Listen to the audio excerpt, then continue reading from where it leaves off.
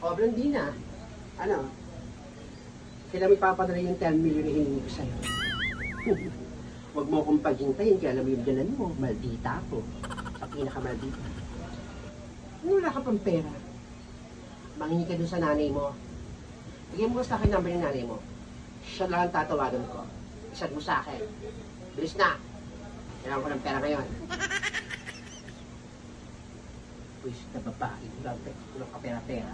Ano yun? Bakit naman tinawagan mo? Nangingin ako ng 10 milyon. Ang tagal eh. Sabi 1 linggo lang daw. Ilang araw na. Ganun ba? Pag nakuha ko yung 10 milyon na yun, magtatayo tayo ng business natin bago. Miltihan. Ang dami mo ng palang plano ba doon sa 10 milyon?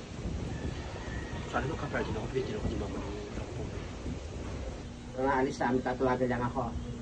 Pantay ka dito sa tindahan. Oo. Mamaya pa naman ako aalis eh.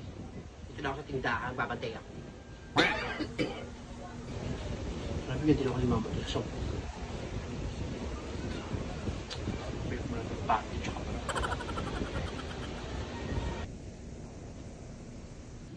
Punta muna ako sa mga friends ko. Kasi maghapon na naman ako nandito eh. Diyan ka lang, babae ka ha. Huwag mo akong binubiset. Nagbating ang tindahan. Magluluto ako ah. Ano ba naman yan, ma? Gusto kong malisig. Gusto pumunta man lang sa labas. Lagi na ako dito sa loob ng bahay eh. Babad na ako dito, ma oh. Kahit. Tumigil ka. Eto, nag-send na si Blandina. Number ng nanay, tatawagan ko lang. Sa kanya ako manghihingi. Bantay ka dyan. Naman naman eh. Bye. Napaka-traffic naman.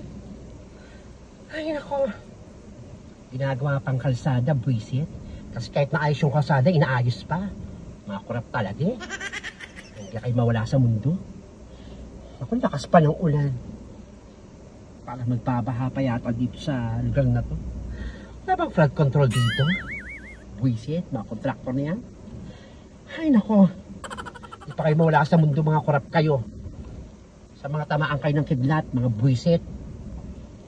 Kayo mga leche kayo sa lipunan, kayo ang malas, kayo ang salot.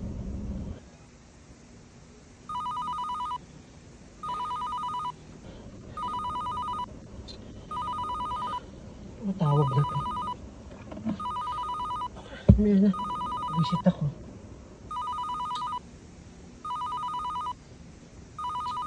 Tagal sagutin.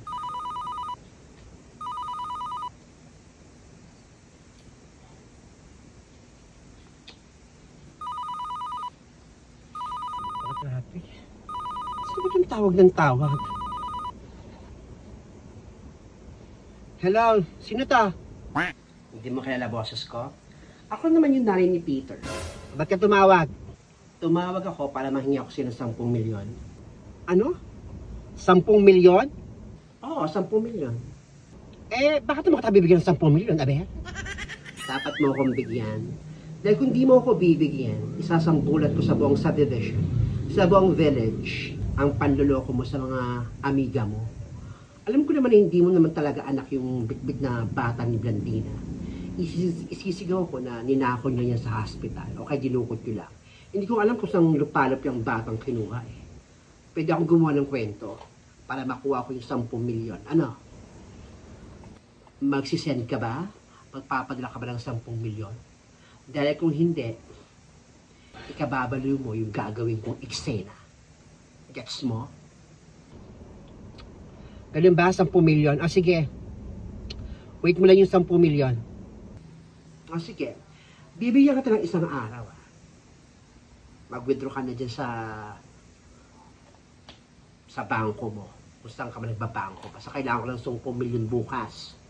Dahil kung hindi, may kalalagyan ka sa akin. Ah, sige. Isang araw lang, bibigyan ka ng 10 milyon. Magsisend ako sa'yo. Sige na.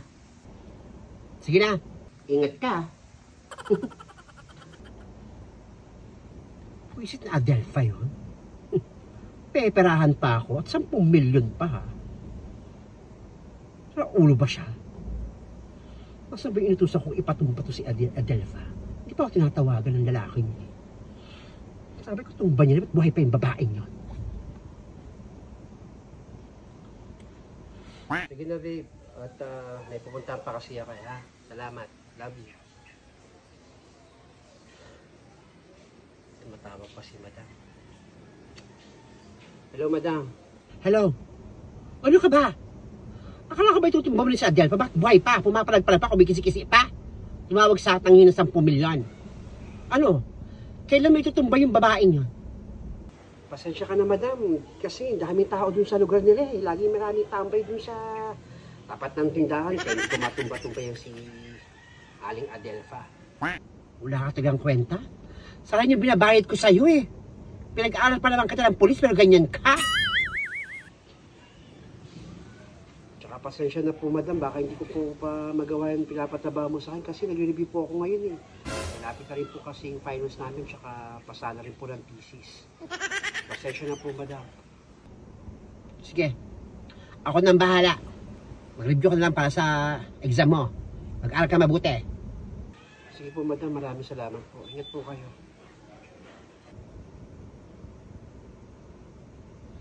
Kaya naman pala, inutusan ko.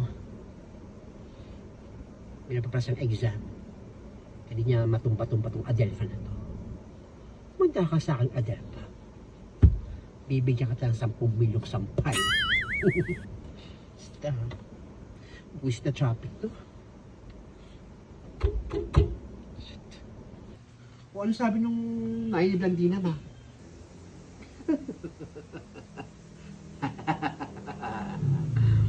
Wala. Kinuha po lang yung Nay ni Blandina. Sabi ko kung di magbibigay ng 10 milyon siya, isasampulot ko yung baho nila mag-ina.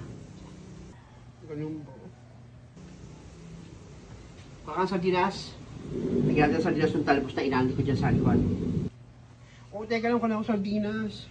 Mama naman kasi unang lumabas eh. I wanna leave. I wanna go with my friends outside. Laki. 10 milyon. Makakaramta ako sa gusto. Dapat ito, itagang ko na, ginawa ko ng 20 million. Marami naman pera yung babae yun. Kaya tama na mo ng 10 million. Pag na-overshot, hingi ulit ako sa kanya.